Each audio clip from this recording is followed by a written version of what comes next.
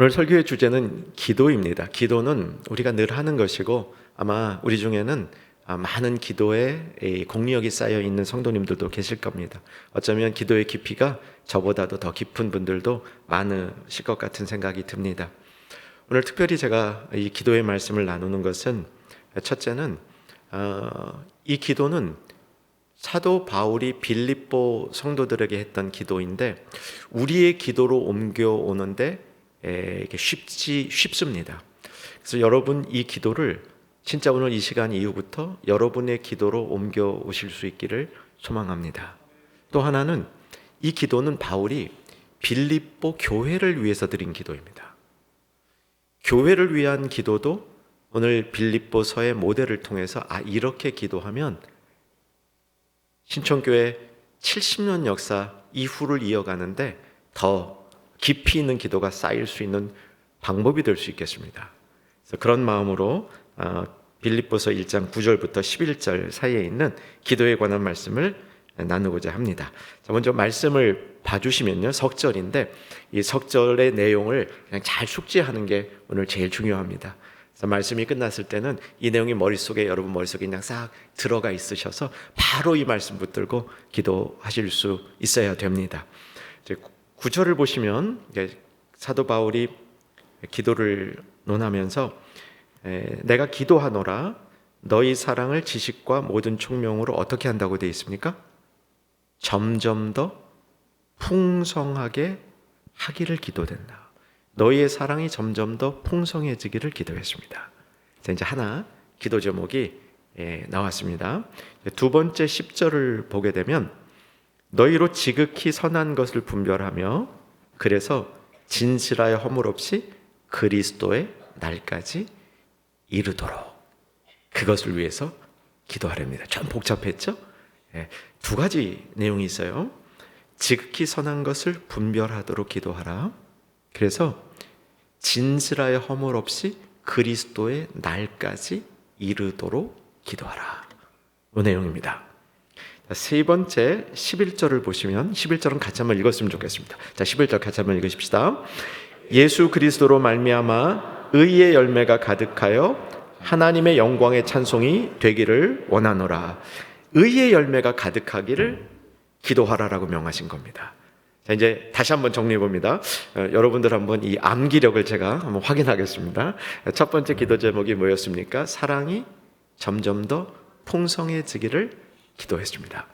두 번째, 지극히 선한 것을 분별해서 그리스도의 날까지 이르기를 기도했습니다. 제가 이제 중간에 덜 중요한 내용들은 이제 빼고 갑니다. 자, 세 번째, 의의 열매가 가득하기를 기도했습니다. 여러분 이렇게 기도해 본 적 있으세요? 여러분의 기도 가운데 사랑이 점점 더 풍성해지기를 기도합니다. 해보신 적 있으십니까? 특별히 여러분 자녀들을 위해서 기도할 때 자녀가 어떻게 되기를 기도하십니까? 여러분의 기도 제목 가운데 내 자녀가 사랑이 점점 더 풍성해지기를 기도합니다. 이 기도가 바울이 빌립보 성도들에게 그들을 위하여 기도하면서 마음속에 제일 먼저 담았던 기도입니다. 여러분 바울의 편지를 보게 되면요, 바울이 편지를 쓰기 시작할 때 인사를 합니다. 우리로 말로 하면 안녕하셨어요 하고 인사를 했습니다. 그 다음에 감사를 드려요.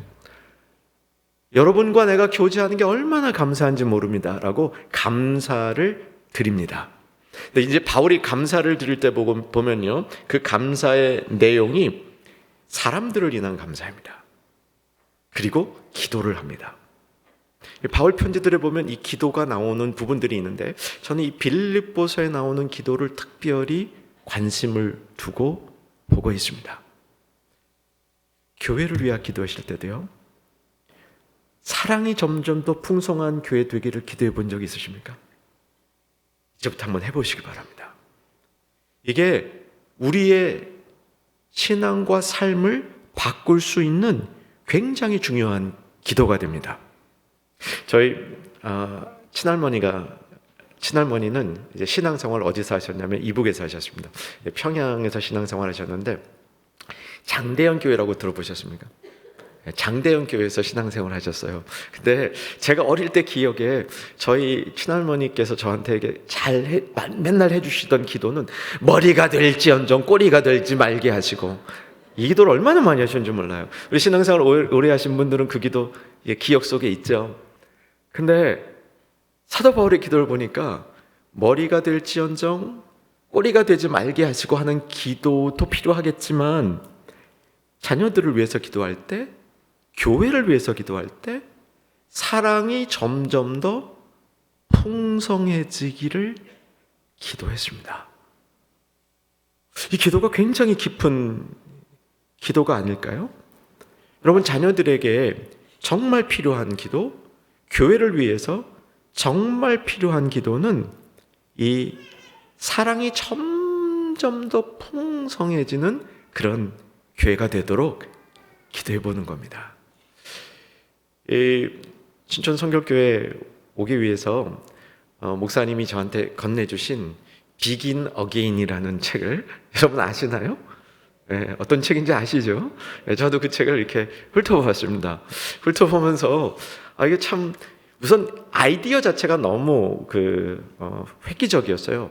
저희는 70주년 때 모든 교회가 하는 것처럼 이렇게 화보집을 만들었습니다. 교회 70년사 이렇게 크게 만들었거든요. 저희도 잘 만들었습니다. 근데 아이디어 면에 있어, 이건 그냥 단행본으로 책을 내셨더라고요. 그래서 제가 그 책을 이렇게 훑어보면서, 이 참, 신촌교회가 박노원 목사님이 이전에 기라성 같은 목사님들이 목회를 하셨잖아요.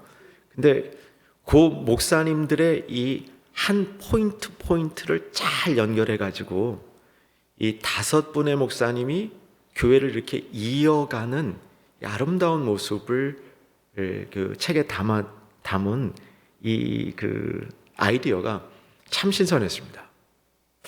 근데 제가 섬기는 교회도 굉장한 전통이 있는 교회인데, 이 전통이 있는 교회에서 이 기도가 이렇게 되어질 때 앞에 깊은 참 좋으신 목사님을 통해서 신앙의 유산들을 가지고 여러분들이 쭉 신앙생활을 해오셨는데, 아마 저희 충영교회 보니까 5대 가정도 꽤 많더라고요. 근데 6대 가정도 있을지 모르겠어요.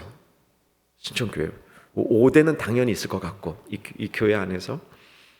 그리고 이제 신앙의 연조들로 쭉 이어온 교회인데, 이제 70전을 맞으면서 저는 여러분에게 사도 바울이 그 심중에 가장 깊은 마음으로 이렇게 기도하노라, 자신의 기도예요. 바울이 목회적으로 드리는 기도입니다. 여러분, 빌립보 교회 성도들이시여, 제가 정말 여러분을 위해서 기도합니다. 사랑이 점점 더 풍성해지십시오.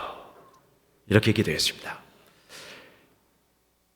신촌교회를 위해서 오늘 저녁 여러분 이제 말씀 붙들고 기도하실 텐데, 그때 한번 전심으로 여태까지 해봤던 것보다 더 마음을 다해서 우리 교회 위에 사랑이 점점 더 풍성해지기를 위해서 기도하는 여러분 되시기를 주님의 이름으로 부탁을 드립니다.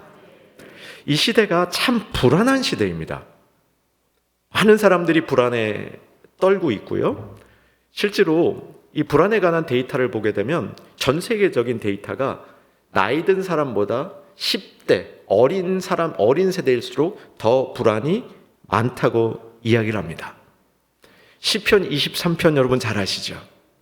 그러면 시편 23편의 주된 2가지 이 핵심적인 내용이 이 시대의 문제점을 어떻게 해결하는가를 보여주는 놀라운 그 안에 이 요소들이 담겨 있는데, 여호와는 나의 목자시니 내게 부족함이 없으니, 이 시대가 가지고 있는 불안의 가장 큰 문제는 이 두려움이에요. 두려움. 사망의 음침한 골짜기를 다닐지라도 내가 해를 받을 것을 두려워하지 않는다고 얘기합니다. 부족함과 두려움, 이 2가지는 이 시대를 살아가는 사람들에 있어서 가장 큰 이 문제점이죠. 근데 시편 23편이 그토록 우리에게 위대한 시편이 되는 이유는 이 2가지 문제를 다루고 있어요. 내게 부족함이 없으리로다. 내게 두려움이 없으리로다.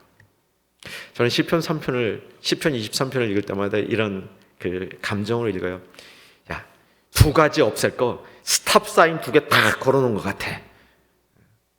첫째, 부족함이 없다. 둘째, 두려움이 없다. 근데 이 두려움이 없고 부족함이 없으리라고 가르쳐주던 시편의 뒷부분에 가게 되면 내 잔이 넘치나이다. 풍성함을 얘기하고 있습니다.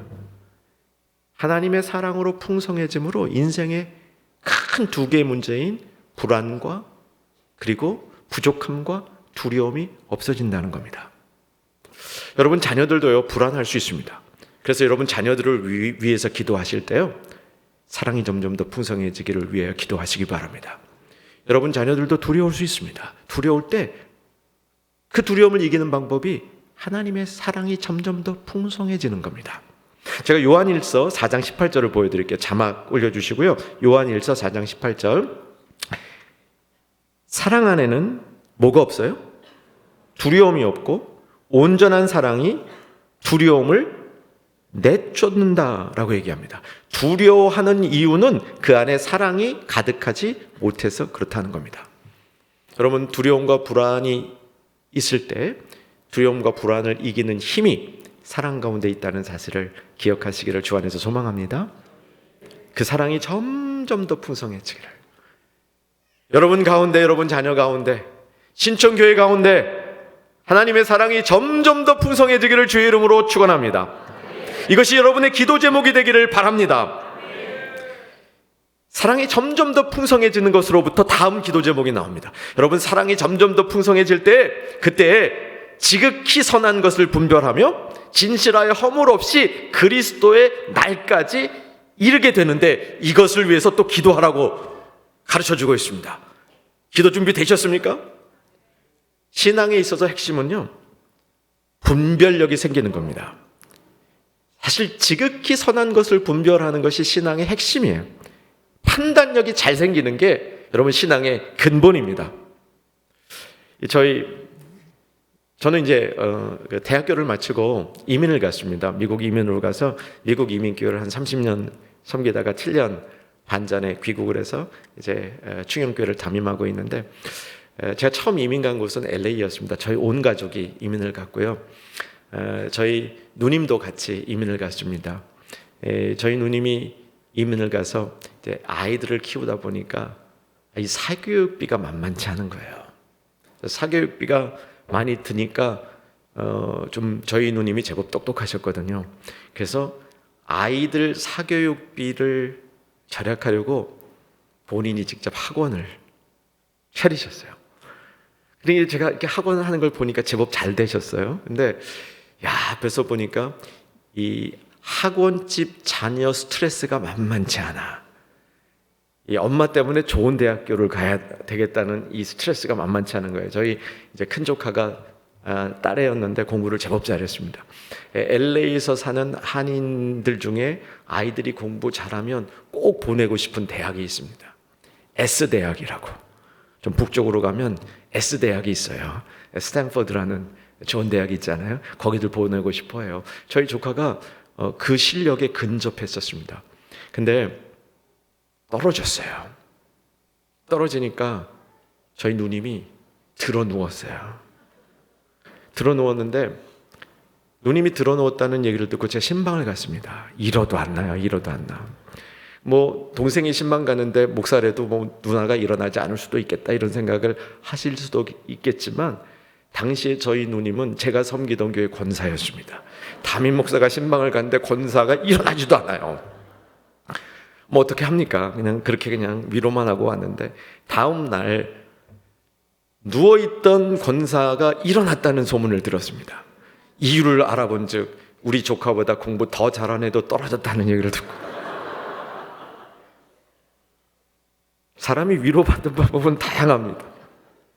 다양한데 여러분 우리의 판단의 기준이 우리가 정말 분별해야 될 이 분별의 힘이 나보다 더 안 된 사람을 보고 위로받는 분별력은 이건 좀 수준 낮은 분점입니다. 여러분 사랑이 점점 더 풍성해질 때 분별력이 늘어난다고 얘기합니다. 저는 이 사실로 신천교회 성도님들을 축복하기를 원합니다. 여러분과 여러분 자녀와 여러분 교회의 사랑이 점점 더 풍성해져서 분별력이 탁월한 성도님, 여러분의 자녀, 교회 될 수 있기를 주의 이름으로 간절히 축복합니다. 선한 것을 분별하는 것, 특별히 이 분별력은 우리가 구원을 받을 때 정말 하나님 앞에 새 사람이 될 때 하나님이 우리에게 주는 특권입니다. 우리가 예수님을 믿고 심령이 새로워져서 새 사람이 되셨습니까? 아멘이라는 걸 할 줄 모르시는가 봐요. 한 번 더 해보겠습니다. 여러분 예수님 믿고 새 사람 되셨습니까? 예수님 믿고 새 사람이 되면요, 하나님이 우리의 심령을 새롭게 해주셔요. 심령을 새롭게 해주신다는 게 뭐냐? 그냥 마음이 그냥 좋다는 게 아닙니다. 우리의 심령이 새로워진다는 얘기는 그 안에 분별력이 생긴다는 겁니다. 이 구절은 로마서 12장 2절인데 역시 한번 자막 올려주시고요. 자, 이 구절은 참 중요한 구절이지 않습니까? 저랑 같이 한번 이 구절을 한번 잘 뜯어 살펴봤으면 좋겠는데, 너희는 이 세대를 어떻게 하지 말고요? 본받지 말고 어떻게 하라고요? 마음을 새롭게 함으로 변화를 받을. 마음을 새롭게 함으로 변화된다. 이게 우리가 구원받고 새 사람이 될 때 하나님이 우리한테 주신 선물입니다. 무슨 선물을 주셨냐면 마음이 새롭게 될 수 있는 능력을 주셨어요. 그 마음이 새롭게 됨으로 우리가 변화를 받는다는 겁니다. 이 변화를 받는데 이 목적이 뭐냐면 하나님의 뜻을 분별하는 거예요. 여러분, 하나님의 뜻을 어떻게 분별하는지 성경을 통해서 확인하시기 바랍니다. 하나님의 뜻을 분별하는 방법은 마음이 새로워져야 돼요. 그렇지 않고는 하나님의 뜻을 분별할 수가 없습니다. 이렇게 가는 게 하나님의 뜻인지 저렇게 가는 게 하나님의 뜻인지 당초에 어떤 게 하나님의 뜻인지 그래서 또 누구한테 물어보러 다니지 마시고 마음이 새롭게 되는 변화를 준 사람은 하나님의 뜻을 분별할 수 있다. 믿으시기 바랍니다. 근데 어떻게 되냐면 그 내용도 좀 다시 한번 올려주시면요. 12장 2절. 자, 하나님의 뜻이 어떻다고 얘기하냐면 선하시고 기뻐하시고 온전하신 뜻이 무엇인지를 분별하라. 이렇게 돼 있거든요. 근데 이게 좀 원어를 잘 뜯어보면요. 어떻게 돼 있는 거냐면 하나님의 뜻을 분별하라. 하나님의 뜻은 선하고 기뻐하고 온전한 것이다. 이렇게 해석하면 잘 해석이 돼요. 하나님의 뜻을 우리가 분별하는 방법까지 가르쳐주고 있어요. 하나님의 뜻 자체는 선하고 우리가 그걸 행할 때 기쁘고 그리고 그 하나님의 뜻은 온전하다. 이것을 중심으로 이게 하나님의 뜻이구나. 하나님의 뜻은 우리가 그걸 할 때 기뻐해야 돼요. 그리고 그 자체가 선해야 됩니다. 온전해야 됩니다. 그게 하나님의 뜻이라고 가르쳐주는데 마음이 새롭게 되는 사람들이 그 뜻을 분별할 수 있다 없다? 있다. 이 얘기입니다. 자, 사랑하는 여러분, 사랑이 점점 더 풍성해지면 지극히 선한 것을 분별할 수 있게 됩니다. 그래서 지극히 선한 것을 분별하여서 그 다음에 어떻게 되냐면요, 진실하여 허물없이 그리스도의 날까지 이루고, 진실하여 허물없이 그리스도의 날까지 이루고. 금방 외워지죠? 외워졌습니까? 자, 한번 저를 보시고 해보시기 바랍니다. 시작하면 진실하여 시작하면 해보시면 돼요. 시작. 진실하여 허물없이 그리스도의 날까지 이루고. 여러분 대단하시네요. 이게요, 입에 붙어요. 이 말은 입에 붙습니다. 진실하여 허물없이 그리스도의 날까지 이루고. 어려운 것 같은데 입에 탁 붙어요. 여러분 입에 이후로 떠나지 않기를 주의 이름으로 소망합니다. 진실하여 허물없이 그리스도의 날까지 이루고. 이게 우리 기도 제목이에요. 여러분 자녀들을 위해서 기도할 때 이렇게 한번 기도해 보세요. 내 사랑하는 아무개가 진실하여 허물없이 그리스도의 날까지 이르기를 소망합니다. 여러분 그렇게 사랑하는 신촌교회를 위해서 기도하실 때 이 기도를 입에 붙여보시기 바랍니다. 우리 기도가, 우리 교회가 진실하여 허물없이 그리스도의 날까지 이르는 교회 되기를 소망합니다. 이 기도는 주님이 들으십니다. 이 기도는 여러분 입에 붙습니다. 진실한 것만 오래갑니다. 저는 신촌교회가 이날까지 이렇게 훌륭한 교회로서 목회를 잘 감당하는 이유가 목회자와 성도님들이 진실하였기 때문이라고 확실히 믿습니다. 그리고 진실하여 허물이 없이 100년까지 달려갈 줄 믿습니다. 70주년이 이제 새로운 시작이죠. 이제 30년 훅 달려가시면 됩니다. 그래서 100주년 됐을 때, 야, 신촌교회 진실하여 허물 없이 이날까지 이르렀다, 이렇게 고백하는 여러분들 될 수 있기를 바랍니다. 저희 70주년 할 때요, 한 40대 중반 된 여자 집사님이 저한테 와서 이런 얘기를 나누는데 참 감동적이었어요. 목사님, 30년 뒤에요, 제 딸이 제 나이가 됩니다. 교회가 100년 될 때요, 제 딸이 제 나이가 됩니다. 그때 제 딸이 100년 됐을 때 나보다 더 교회를 사랑하고 더 좋은 신앙으로 쓸 수 있겠죠? 그래서 제가 아멘 그랬습니다. 저는 확실히 믿어요. 그리고 신촌교회도 진실하여 허물 없이 이 교회가 세워지고 이 기도가 여러분에게 드려지고 여러분의 자녀들이 진실하여 허물 없이 세워질 때, 100년 됐을 때, 올해 70주년보다 더 진실하고 허물 없고 주님 앞에 확실히 쓰는 여러분과 여러분 자녀들 될 줄로 믿고 축복합니다. 아까 친할머니 말씀을 드렸으니까 외할아버지 말씀을 좀 드리겠습니다. 저희 외할아버님은 선생님이었습니다. 지리 선생님이셨어요. 네, 지리 선생님이었는데 역사도 이렇게 부전공을 해갖고 역사도 가르치셨어요. 은퇴를 이제 이화여자대학교 가까운 데서 하셨는데요. 이 함경도 분이세요. 이 함경도 분인데 금강산을 7번 완주하셨대요. 그 구석구석. 그래서 뭐 제가 이렇게 어렸을 때 눈 딱 감으면 금강산이 다 보인다 그러셨어요. 네, 이분이 은퇴를 하시고 65세 때 이제 정년 은퇴를 하시고 이제 책을 쓰시더라고요.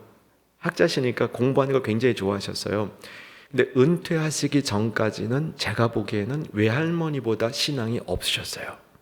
근데 은퇴하시고 나서 와, 할아버지 신앙이 쭉쭉쭉 크시는 게 보이는 거예요. 이제 처음에 전공 분야인 책을 이렇게 한 권 쓰신 다음에 그 다음에 이제 뭘 하셨냐면 성경에 나타나는 지리, 지명 이런 거를 연구하셔가지고 이제 쭉 그 연구하는 작업을 하셨어요. 저희 외할아버님은 진짜 제가 봐도요, 진짜 진실해요. 얼마나 성실하실지 몰라요. 그리고 80이 되시던 해에 여기 지금 80 되신 성도님들이 몇 분 되시는지 모르겠습니다. 80이 되시는 해에 평신도로서 성경을 주회해 보시겠다는 야심찬 마음을 먹으시고 성경 주회에 들어가셨습니다.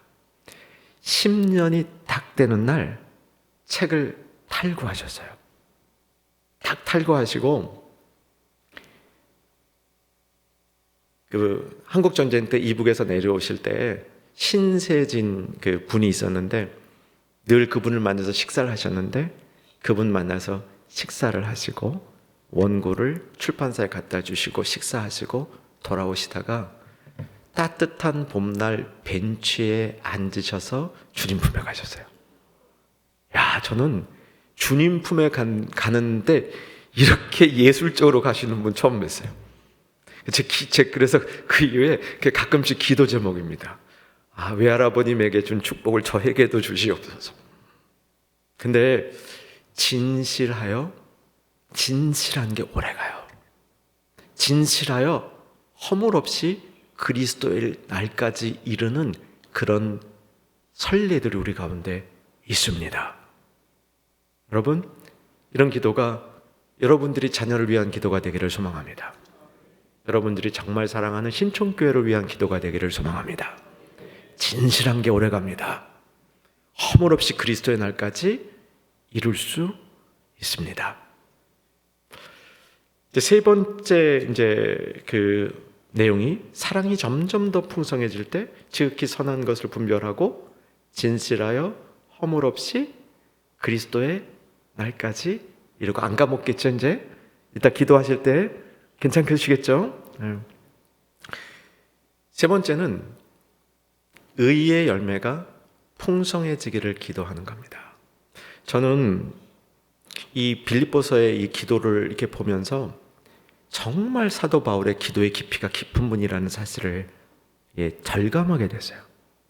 이거는 바울이 어떤 한 영혼을 놓고 깊게 그 영혼을 사랑할 때 드릴 수 있는 기도예요. 저 영혼의 사랑이 점점 더 풍성해지기를, 그래서 하나님의 지극히 선한 뜻을 분별하기를, 그리스도의 날까지 허물 없이 이르는 진실함을 갖기를 기도했거든요. 그다음에 마지막 기도가 뭐냐면 의의 열매가 가득하기를 기도했어요. 이런 기도도 우리 사실 못 드려요. 의의 열매가 가득하기를 별로 기도 못 하잖아요. 반복되는 이야기지만 사랑하는 여러분, 여러분의 자녀를 위해서도 이 기도를 꼭 드리실 수 있기를 부탁드립니다. 이제 의의 열매가 가득한 게 왜 중요한지를 좀 말씀드리겠습니다. 열매는 그 안에 무엇이 있는지를 보여주는 거죠. 맞습니까? 열매라는 것은 그 안에 무엇인지를 보여주는 겁니다. 그래서 예수님께서 열매로 알리라라고 말씀하시잖아요. 아무리 말을 하고, 아무리 내가 떠벌리고, 아무리 신앙 좋은 척해도 열매가 안 맺어지면 그 안이 허당이라는 걸 얘기해 주시잖아요. 그래서 열매로 알리라라고 말씀하시잖아요. 의의 열매가 가득하기를 기도하는 게 멋진 이유는 의의 열매가 가득하면 그 사람 안에 의가 있다는 겁니다. 우리 안에 의가 있어야 구원을 받습니다. 여러분, 하나님 앞에 이를 때, 하나님 앞에 내가 딱 설 때 하나님이 우리에게 뭘 요구하는지 아십니까? 의를 요구하세요. 하나님 앞에 쓰는 기준이 의예요. 이 주님 앞에 쓰는 연습을 좀 해야 됩니다. 그래서 저는 이렇게 기회가 있을 때마다 저희 충영교회 성도님들도 그렇고 이렇게 말씀을 전할 기회가 있으면 이 말씀을 자주 드리는 편입니다. 하나님 앞에 갈 때 저는 세 가지 준비물이 있다고 생각합니다. 첫 번째 준비물은 미소를 지어야 돼요. 심판대 앞에 설 때 두렵잖아요. 여러분 심판대 앞에 서실 겁니다. 심판대 앞에 서서 정죄의 심판은 안 받으실 것 같아요. 여기 계신 분 중에 100%기를 소망합니다. 구원을 받은 사람은 심판대 앞에 서되 정죄의 심판은 안 받아요. 그래도 심판대 앞엔 서셔야 됩니다. 이거 성경이 그렇게 써 있어요.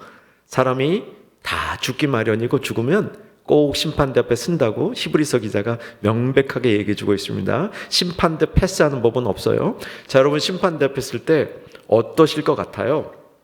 저희 같은 목회자들의 임무 중에 하나가 우리 성도님들 심판대 앞에 잘 설 수 있도록 안내해 주는 겁니다. 심판대 앞에 설 때 저는 세 가지를 준비해야 된다고 이렇게 정리하고 있습니다. 첫째가 미소를 준비하셔야 돼요. 제가 비교적 좀 웃는 편이죠. 이게 이제 준비하거든요. 심판대 앞을 준비를 하거든요.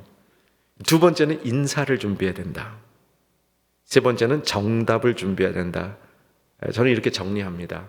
미소를 준비해야 되는 이유는 심판대에 딱 섰을 때요, 미소가 착 나와야 돼. 이건 아부하기 위한 미소가 아니에요. 그냥 미소가 왜 나와지냐면 심판하는데 재판장이 예수님이야. 성경의 약속이 재판장이 예수님이라고 그랬잖아요. 그러니까 예수님 재판장을 딱 보고 야, 신난다고 미소를 짓는 거예요. 여러분 준비 꼭 하셔야 됩니다. 그래서 평소에 좀 웃으셔야 돼요. 평소에 너무 심각하신 분들은 갑자기 웃으려면 쥐가 날 수도 있어요. 그러니까 웃는 연습을 좀 하셔야 돼요. 근데 이건 저는 자동적으로 웃게 될 것 같아요. 예수님이 딱 심판대 앞에 쓴 걸 보고 야 살았다, 야 좋다 이렇게 쓸 것 같아요. 근데 그것만이 아니야. 이게 다가 아니야. 하나 더 있어요.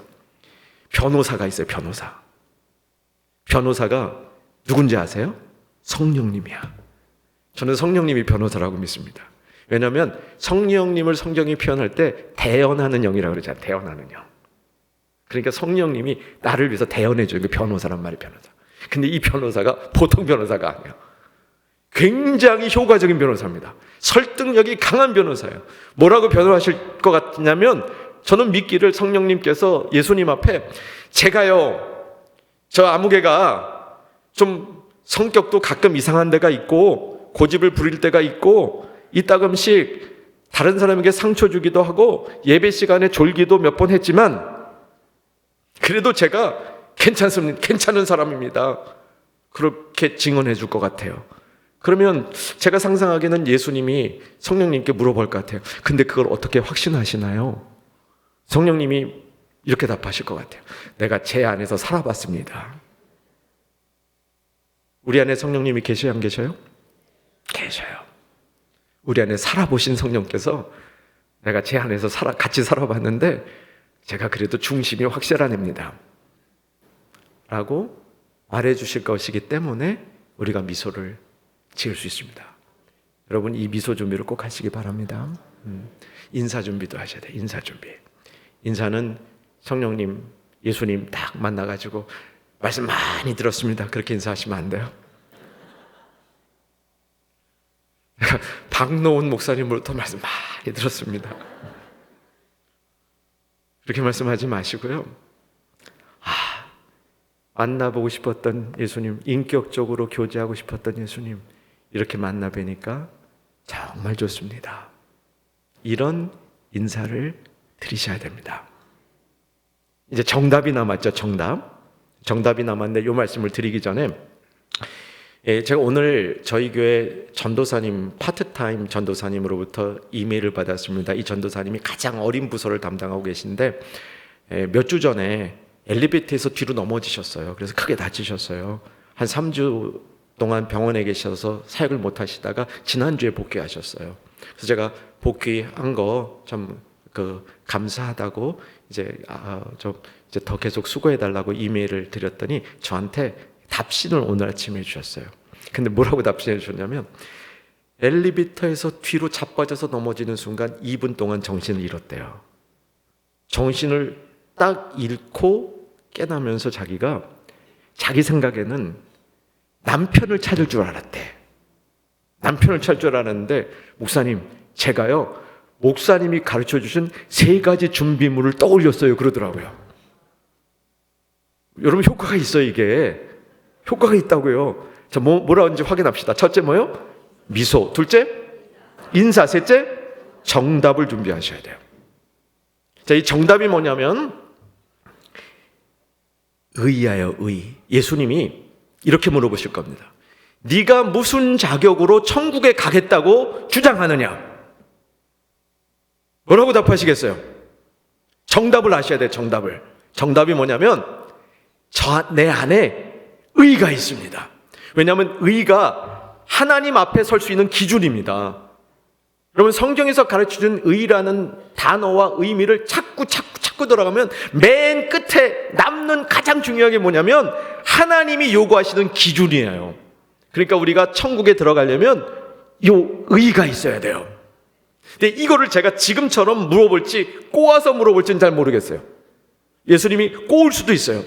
그렇기 때문에 이 답을 논리적으로 원리적으로 분명하게 알고 계셔야 됩니다. 우리에게 의가 있어요 없어요? 원래 없어요. 원래 우리에게 의가 없는데 의가 어떻게 우리가 그 의를 가질 수 있냐면 예수님의 의가 우리에게 전가되기 때문에 예수님의 의를 우리 것으로 쓸 수 있게 돼서 그래요. 이게 어떻게 가능하냐면요. 믿을 때 가능한 겁니다. 예수님을 내가 믿을 때 예수님을 내가 믿게 되면 그 믿음으로 인해서 믿음이 파이프가 돼서 예수님의 의를 우리가 쓸 수 있도록 하나님이 허락해 주시는 겁니다. 이게 복음이에요. 여러분 예수님을 믿으십니까? 정말 믿으십니까? 예. 믿음에 확신이 있으면 그냥 자신 있게 질르셔도 돼요. 쭈삣거리지 마시고요. 우리 주님이 쭈삣거리는 거 별로 안 좋아해요. 다 갔다는 거 별로 안 좋아해요. 내가 아멘 하고 좀 믿음이 없는 것처럼 느낄 때 다시 주님 붙들고 나가면 되는 겁니다. 여러분 예수님 믿으십니까? 그 믿음이 있으면, 그 믿음이 성령께서, 여러분 안에 계신 성령께서 여러분에게 아멘 할 수 있는 그런 마음을 주신 믿음이라면 예수님의 의가 여러분 안에 있는 겁니다. 자, 이 얘기를 한 번 더 정리하셔야 되겠어요. 제가 안 그러면 그냥 끝낼까 했는데 여러분 보니까 좀 미심쩍어. 제가 불안해요. 한 번 더 정리할 거예요. 자, 이번엔 성경을 피셔도 좋고요, 안 피셔도 좋아요. 아마 자막은 한 절밖에 안 나올 겁니다. 이사야서 28장인데 이사야서 28장 14절부터 볼 겁니다. 이사야서 28장 14절에 가시면, 성경 가지신 분은 한번 피시면 좋겠습니다. 거기에 이 기초돌 얘기가 나옵니다. 기초돌. 예수님을 시온에 둔 기초돌이라고 설명을 하는데 28장 일단 16절은 좀 띄워주세요. 자막이 있을 겁니다. 자, 같이 한번 읽었으면 좋겠습니다. 읽으십시다. 그러므로 주 여호와께서 이같이 이르시되 보라 내가 한 돌을 시온에 두어 기초를 삼았노니 곧 시험한 돌이요 귀하고 견고한 기초돌이라 그것을 믿는 이는 다급하게 되지 아니하리라. 그것을 믿는 이는 다급하게 되지 아니하리라. 요 구절은 신약 성경에서 몇 차례 인용이 됩니다. 인용이 되는데 기초돌은 예수님이죠. 시온에 둔 기초돌, 그 기초돌을 믿는 자는 다급하게 안 된다고 얘기를 합니다. 여러분 인생에 다급함이 있을 때마다 여러분의 믿음을 확인하시기 바랍니다.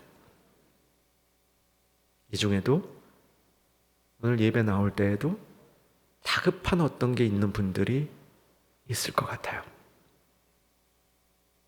꼭 그게 급박하게 생긴 일이 아니라 할지라도 여러분 인생에 풀어야 될 큰 숙제가 있는 성도님들이 제법 되실 겁니다.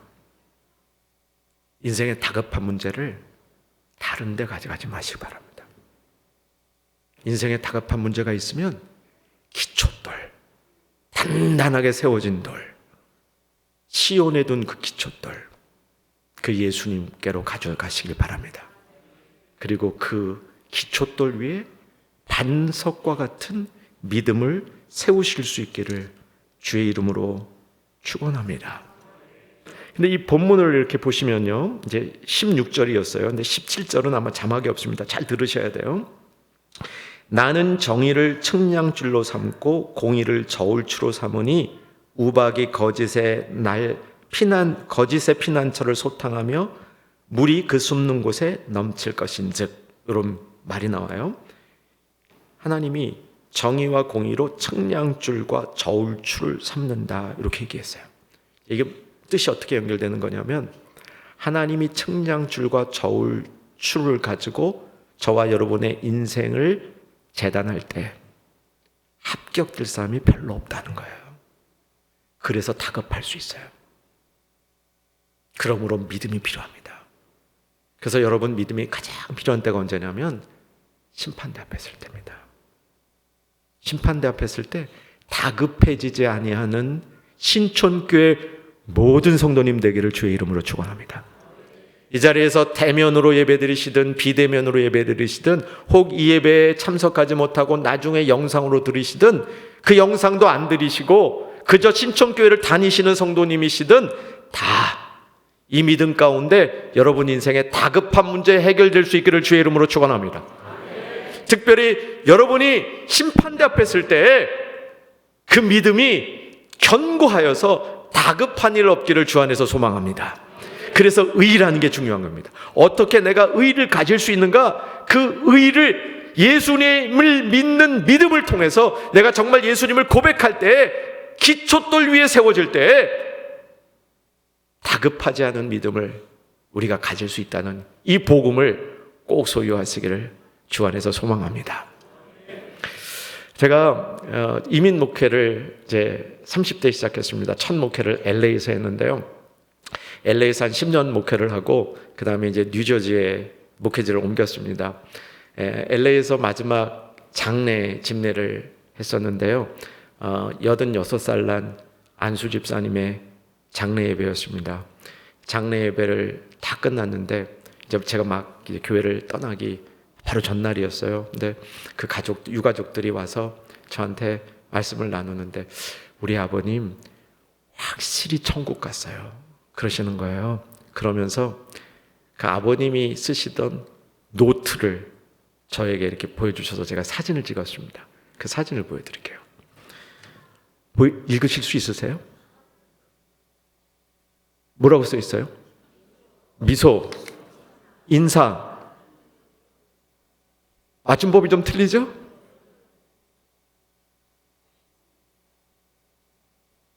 예. 저게요, 전날이 그분 돌아가신 날이에요. 전날짜가. 내려주시고요. 미소, 인사, 정답. 정답이 뭐예요? 의가? 나에게는 의가 원래 없는데 예수님의 의를 내가 믿음으로 그 기초돌 위에 세워짐으로 그 일을 내가 받아서 천국에 갈 자격을 얻었습니다. 이렇게 고백하는 겁니다. 이게 복음입니다. 정말 사랑하는 신촌교회 성도 여러분, 여러분 처음 봤는데 제가 사랑한다고 얘기하는 게 좀 이상하게 들리십니까? 박노원 목사님을 너무 좋아해서. 사랑하는 여러분, 교회를 기도로 세우시기 바랍니다. 앞으로 30년, 100년을 향해 힘차게 달려나갈 신촌교회를 기도로 세우시되 수준 높은 기도로 세우시기 바랍니다. 바울이 빌립보 성도들을 그렇게 생각하면서 감사하면서 그 감사하는 중에 그 성도들 위한 기도가 속에서 우러나온 거예요. 그 기도가 사랑이 점점 더 풍성해지기를, 지극히 선한 것을 분별하며 진실하여 허물 없이 그리스도의 날까지 이르기를, 의의 열매가 가득하기를 기도했습니다.